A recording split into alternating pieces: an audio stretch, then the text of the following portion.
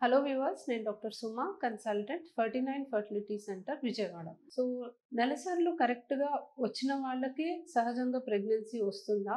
Periods అనేవి ఇర్రెగ్యులర్గా ఉన్న వాళ్ళకి ప్రెగ్నెన్సీ న్యాచురల్గా వచ్చే అవకాశం అసలు లేదా అనే దాని గురించి ఈరోజు తెలుసుకుందాం.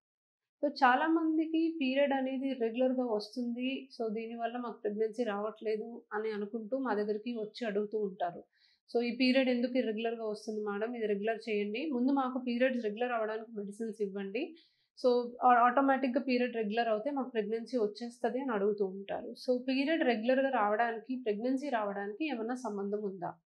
So first of all period ఎందుకొస్తుంది అనేది మనకు తెలిస్తే దీని బిహైండ్ ఉన్న లాజిక్ ఏంటి అండ్ పీరియడ్ రెగ్యులర్‌గా రాకపోతే ప్రెగ్నెన్సీ వస్తదా? రాదా? అనేది మనకు క్లారిటీగా అర్థమవుతుంది. సో ఈ ఫిగర్‌లో గనక చూస్తుంటే ఇది గర్భసంచి, ఇవి 2 ట్యూబ్స్, ఇవి 2 అండాశయాలు. సో పెద్ద మనిషి అయిన దగ్గర నుంచి కూడా ఆడవాళ్ళలో కొన్ని హార్మోనల్ చేంజెస్ అనేవి స్టార్ట్ అవుతాయి. అండ్ దీనివల్ల మనకి ప్రతి నెల అండాశయంలో అండం పెరగడం అనేది జరుగుతుంది.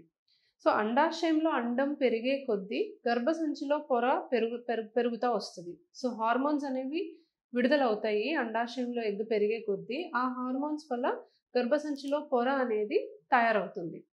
సో నార్మల్‌గా అండం విడుదలై ట్యూబ్‌లోకి ఎళ్ళిన సమయంలో భార్యాభర్తలు గనక కలిస్తే కణాలనేవి ట్యూబ్ దాకా చేరుకొని ఇక్కడే గుడ్డు కణం కలిసి ఫర్టిలైజేషన్ అనే ప్రాసెస్ జరిగి తయారైన పిండం వచ్చి గర్భసంచిలో అతుక్కోవాలి.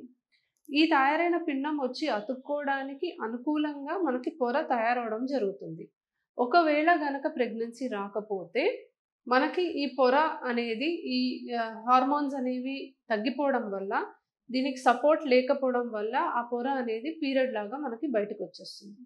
సో పొర అనేది మనకి ప్రెగ్నెన్సీ రావడానికి చాలా ఇంపార్టెంట్ అన్నమాట. సో ప్రెగ్నెన్సీ వస్తదేమో అన్న యాంటిసిపేషన్‌తో పొర పెరుగుతది. ఒకవేళ ప్రెగ్నెన్సీ రాకపోతే పీరియడ్ లాగా మనకి బయటకొచ్చేస్తుంది.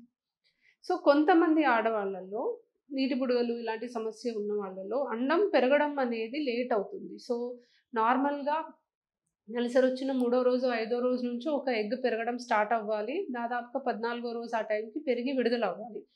ఈ టైమింగ్‌లో ఏదన్నా తేడా వస్తే అది చాలా రీజన్స్ వల్ల అవ్వచ్చు. థైరాయిడ్ ప్రాబ్లమ్ ఉన్నా రావచ్చు. ప్రొలాక్టిన్ అనే హార్మోన్ మనకి అబ్నార్మల్‌గా ఉన్నా అవ్వచ్చు. పీసీఓడీ ప్రాబ్లమ్ ఉన్నా అవ్వచ్చు. ఏదన్నా రీజన్ వల్ల.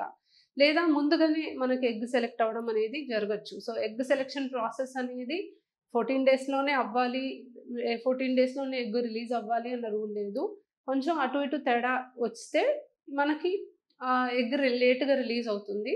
ఎగ్ రిలీజ్ అయిన దగ్గర నుంచి మనకి పొర అనేది ఒక 14 డేస్ వరకే మనకి స్టేబుల్‌గా ఉంటుంది. ఆ తర్వాత ప్రెగ్నెన్సీ రాకపోతే పీరియడ్ అనేది వచ్చేస్తుంది.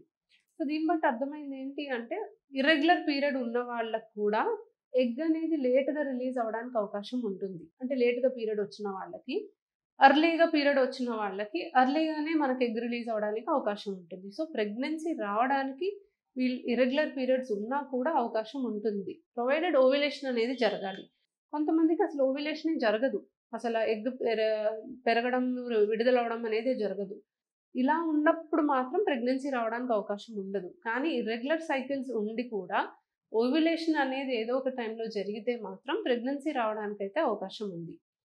మరి ఇర్రెగ్యులర్ పీరియడ్ ఉన్న వాళ్ళకి ప్రెగ్నెన్సీ రావడం ఎందుకు ప్రాబ్లమ్ అవుతుంది అంటే, ఎక్కువ శాతం ఇర్రెగ్యులర్ పీరియడ్ ఉన్న వాళ్ళకి థైరాయిడ్ సమస్య కానీ, పీసీఓడీ సమస్య గానీ, ఇంకేదన్నా సమస్య గానీ ఉంటుంది కాబట్టి, దానివల్ల మనకి ప్రెగ్నెన్సీకి ఏ టైంలో హస్బెండ్, వైఫ్ కలవాలి అనేది ఒక క్లారిటీ ఉండదు వాళ్ళకి. సో, వాళ్ళు కరెక్ట్ టైంకి ప్రాబబ్లీ హస్బెండ్, వైఫ్ కలవకపోవడం వల్ల ప్రెగ్నెన్సీ రాదు.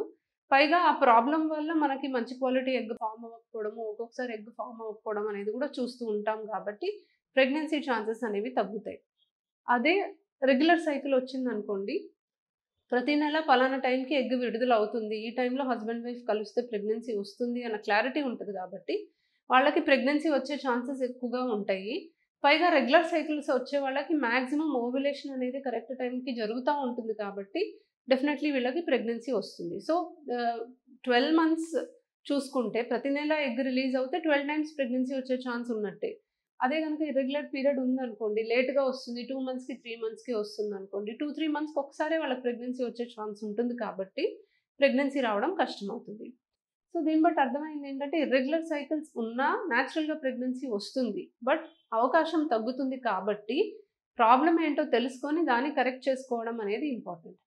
అలా అని పీరియడ్ రెగ్యులర్ వచ్చాకనే మాకు వాళ్ళ ప్రెగ్నెన్సీ వస్తుంది, పీరియడ్ రెగ్యులర్ అవ్వడానికి ముందు మెడిసిన్స్ వాడి తర్వాత ప్రెగ్నెన్సీకి మెడిసిన్ వాడాలి అంటే అది కూడా కరెక్ట్ కాదు. మీరు డైరెక్ట్‌గా ప్రెగ్నెన్సీకి సంబంధించిన మెడిసిన్స్ వాడి ప్రెగ్నెన్సీ రావడానికి ట్రై చేసేసుకోవచ్చు. లాస్ట్ 3 మంత్స్ మాకు రెగ్యులర్‌గా రాలేదు, మరి ఈ మంత్ మాకు ప్రెగ్నెన్సీ ఎలా వస్తది? ముందు మాకు సైకిల్ రెగ్యులర్ చేయండి అంటే అలా అవసరం లేదు. ఇంతకుముందు సైకిల్స్ ఎలా ఉన్నా కూడా ఆ సైకిల్‌లో మేము ట్రీట్మెంట్ ఇస్తే ప్రెగ్నెన్సీ రావడానికి అంతే అవకాశం ఉంటుంది. Thank you.